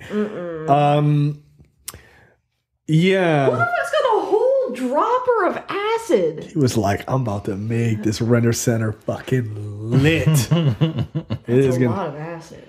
Or I'm sorry, it's a rent-a-car office. Not a rent-a-center. So Rent-A-Center or something different. Yeah, so they were at an Enterprise. So he was like, oh, did you want the mid-size? Clink, clink. And everyone's like, whoa, I'm tripping balls. I'm in an SUV. No, this is a Ford Festiva. Like, extremely do not get in a car when you're hallucinating. No. I've never done hallucinogens, but I've certainly been around people who have, and no thank you. Yeah. I wouldn't mind trying it. That was my early 20s. Yeah, I wouldn't mind trying it. I probably would try it. I'd probably try it now. I probably would. Nothing is better than my now 80-year-old father-in-law talking about how him and his wife they were on some island. And they were like whatever event they were at. And they were like, oh, try this drink. Or, it's like, like it'll make you, loosen up and everything else. And it was some sort of drug. And he's just like fucking tripping balls. And, he was a doctor, right? When he was working. And he was like, yeah, it was really crazy. And I was like, seeing things moving and all this other shit. And his wife didn't take it, right? So, but him talking about it wasn't in this, negative way. He was like, yeah, it was a blast. He was, 70 at the time. Like he wasn't, in his 30s. He was, an old guy. And he was just like, fuck it. They were like, oh, do you want to try it? He was like, sure. Because at a certain point, you're 70. Right. Oh, what's going to happen? You going to trip and fall down? I was probably 22 when I was starting to experiment with hallucinogens. Really? What did you do? I tried acid first. Yeah. Yeah. Did you try acid? Had you tried other drugs, or did you get weed? Yeah. Carrie, I'm very disappointed that you do drugs. Oh my god. How can we ever have you on the show? But yeah, I did that. I was like, I'm 22. I'm out of college. I don't know what I'm doing with my life. I hadn't started grad school yet. Let me see if the carpet can tell me. I was in just a weird sort of transitory moment in my life where I wasn't what I thought I wanted to do wasn't really panning out for me. So I took to doing a lot of drugs. There's my little friend. Yeah, I just stabbed myself in the foot with your pen. Sorry. Yeah, and then later on, but if you're gonna do acid, you got to take a day, because it lasts for 8 hours. That's a whole fucking day. If you want a minor trip, you do mushrooms. Okay. I once did mushrooms. When I was offered mushrooms once. I was a coward. I was like, I don't want to. I'm a good kid. That's a bitch move. Yeah, I know. Because I was at a concert too, man. Okay, that would have been fun. I was at a concert where fucking Prodigy played, and I didn't take mushrooms. I am so so massively disappointed in myself. Yeah. Fuck. That would have been awesome. I was once high on mushrooms, and my roommate at the time came home, and she was like mad about something that happened at work. And she came home, and I'm like on the couch, and I'm mellow. I'm like peaking at this point too. And she comes home, and she's just like yelling and mad, and I was just like, stop screaming. Meanwhile, in reality, she's like, "Hey, Carrie, how are you?" No, she was like coming in hot, and it was like to the point where like. I think our other roommate was just like, yo, you need to calm down. She's really high right now, and she cannot process what you were telling her. She's drooling. Full burrito. Don't put LSD in your friends' drinks. If you want to do acid with your friends, acid with your friends. Finger paint some stuff, because that's what I did. I thought you were going to go a different way on that. Sorry. Finger bang your friends. I was like, wow, that is, I mean, sure. I mean, if you want to do that too, go get clearance. Just get clearance. And before you take the acid, make sure, ask when you're sober. Yeah. Finger banging? Everybody, like, it helps to have, like, one sober person in the room to be, like, your grounding point through the day. Yeah, so you don't jump out a window. No, all I ever wanted to do was just like listen to music and finger paint. Again. Yeah. I feel like you got to put paint, you got to come a little faster with the paint right after that, because you give it a lull there, and it gets a little weird. Just saying. All right, trailers this week. I had not yet discovered Brie Larson at that point in my life. Well, there you go. Or the term finger blasting, which is a hilarious term. Trailers this week. The first one is HBO's doing a miniseries on Chernobyl. This is not a documentary, but just a regular narrative movie. This looks really fucking good, by the way. It does. It looks very, very well shot. It's got some pretty obviously very serious overtones. It looks good. Chernobyl was. I mean, it was a pretty serious disaster. I mean, it was, it was a light, fun nuclear disaster. But yeah, people are dying and all this other shit. But yeah, it looks really good. So look forward to that. I'm not sure when it is released. It doesn't say. So unfortunately, I can't tell you. Look, this next movie is for shout out to Leonardo, this is all for you, buddy. This one is called El Chicano. This looks like shit. Doesn't look great. When George Lopez is like a serious actor, the name in your movie, and you have him doing serious acting. Yeah, that's a problem. The plot for El Chicano is a pair of twin brothers from East LA choose to live their lives differently and end up on the opposite sides of the law. Wow, this was written by Joe Carnahan. That's amazing. So really the premise is there's a cop and he is a vigilante named El Chicano. The 2-word synopsis from the person that posted this in our fan group is Mexican Punisher? Oh, I was going to say Chicano Punisher, or Chicano Batman. Chicano Batman. Now this guy uses too many guns to be Batman. Yeah, right? That's true. Chicano Punisher is good. Yeah. Los Punishers. Look. I'll rent it. I won't. No. I'm not seeing this. No. This looks ridiculous, but at the same time, if this is on Netflix and I did like one of these times, like my wife is out of town, and that's when I normally order absolute garbage food. Like I eat like 15 to 20 hot wings with nothing else. I like to watch trash. I want to abuse my body with food trash, and I want to abuse my eyes with eye trash, and that is when I will watch Chicano Punisher. That's what I'm saying. You wouldn't watch this? Yeah, no, I would watch this, but I don't want to watch it, but I will watch it. You just watched Obsessed. You're going to order like a chicken box, and you're going to watch this. Yeah. No. My trash of choice generally is, just because we had the wings conversation the other day, it was wings, but normally I get a sub. Okay. I deck it out with all the shit I want in it. Mm-hmm. I get fries. They're never good because they're always soggy by the time they arrive. Yep. And I get a soda, which is weird because I don't drink soda. And I sit and I eat garbage and I watch garbage. And then my wife, who's out of town, because she's connected to the Grubhub account like I am, goes, "Oh, I see you're having garbage because I'm out of town." I'm like, "You're correct." Now leave me alone. You got me there. Yeah, now leave me alone. I'm watching El Chicano. Would I like that? No, you would not. That is when I watch these movies. Yeah, so this is actually starring the guy. He was in that. He's he has a small role on that show about autism that's on Netflix. I can't remember the name of it, which is really good. Is it the My Little Pony documentary? No, it's not.